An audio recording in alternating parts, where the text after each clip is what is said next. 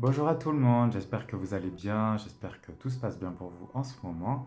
On se retrouve pour une petite série que je voulais faire depuis longtemps, une série sur les tarots et les oracles que j'utilise en consultation ou pour mon usage personnel. Et en fait, je voulais vous les présenter un à un. Pas longtemps finalement, j'avais envie de dire quelques mots sur pourquoi je les aime, pourquoi je les aime pas, à quoi ils me servent exactement. Et c'est ça, à l'époque en fait je cherchais beaucoup de tarot, d'oracle, je ne trouvais pas de vidéos qui me montraient par exemple les cartes en elles-mêmes. C'est vrai que certains éditeurs mettent vraiment rien du tout sur leur boîte ou sur internet on ne trouvait rien.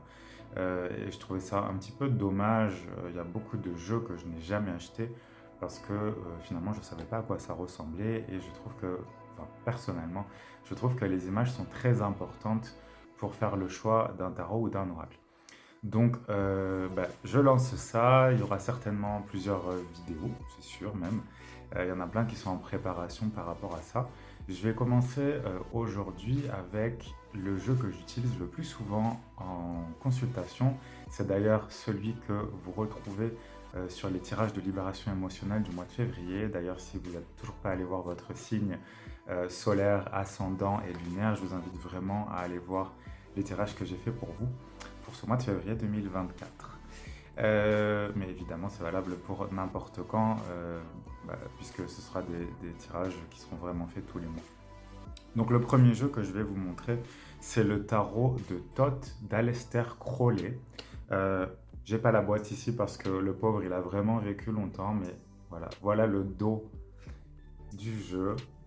Voilà une des premières cartes. Vous verrez de toute façon à la fin de cette vidéo, à la fin de ce petit débrief, on va dire, vous aurez une vidéo où je vais montrer les cartes une par une, euh, relativement lentement pour que vous ayez le temps de les voir, mais comme ça vous aurez un aperçu du jeu en entier. Encore une fois, si vous voulez l'acheter, comme ça vous aurez les liens de toute façon dans la description pour pouvoir l'acheter. Mais c'est ça, moi je voulais vraiment vous en parler, c'est un jeu que j'aime énormément. J'ai beaucoup appris grâce à ce jeu-là. Je trouve qu'il est très riche en symboles. C'est quelque chose que j'avais déjà dit enfin, dans mes tirages. Il y a énormément de symboles. Si vous aimez la symbolique, le symbolisme dans toutes les mythologies, dans toutes les régions du monde, ça reprend énormément de symboles qui sont très riches et très utiles quand vous voulez aller un peu plus en profondeur dans la lecture du tarot.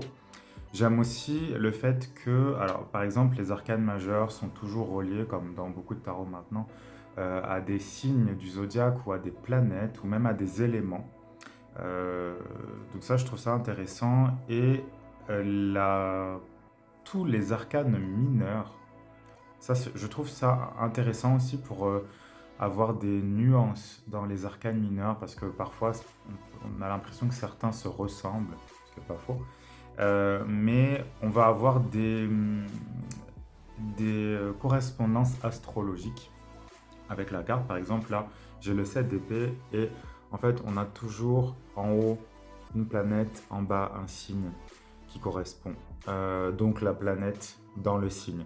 Pour les gens qui s'intéressent à l'astrologie ou qui font de l'astrologie, je trouve ça vraiment intéressant, ne serait-ce que pour interpréter, mais aussi pour apprendre. Pour les personnes qui débutent dans l'apprentissage du tarot, je trouve que c'est un tarot qui peut être intéressant. Malgré tout, je mets un petit bémol à ce que je viens de dire parce que c'est un jeu qui est quand même difficile à appréhender, je trouve, parce que justement à cause des symboles, à cause du symbolisme. Si vous êtes féru de ça, si vous êtes renseigné sur le sujet, à ce moment-là, ça va vous aider. Vraiment, vous allez retrouver des... Il y a beaucoup de symboles, je trouve, de l'Égypte ancienne. Il y a beaucoup de choses comme ça, mais ça va être vraiment un petit peu de toutes les parties du monde. Vous allez avoir le Tibet, vous allez avoir... enfin voilà, il y a vraiment beaucoup de choses. Il y a comme je vous le disais, beaucoup de choses en rapport avec l'astrologie. Mais dans tous les cas, moi, c'est un tarot que je vous recommande si vous voulez aller plus en profondeur. la plupart du temps. Vous avez aussi des petits mots. Alors, je vous remonte la même carte que tout à l'heure, mais vous avez des mots en bas des cartes ici qui peuvent aussi vous aider à appréhender le sens, encore une fois, quand vous apprenez.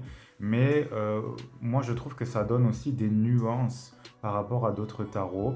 Vous allez voir la carte d'une manière différente et bah, voilà, moi je trouve ça intéressant d'avoir des approches un peu différentes. La carte, évidemment, l'arcane ne va pas changer de sens, mais ça va vous donner des petites nuances pour avancer plus loin et bah, suivant le jeu que vous allez utiliser pour vos tirages ou le tirage des gens bah, à qui vous tirez le tarot, à ce moment-là, ça va donner une approche, une lumière, une teinte un petit peu différente.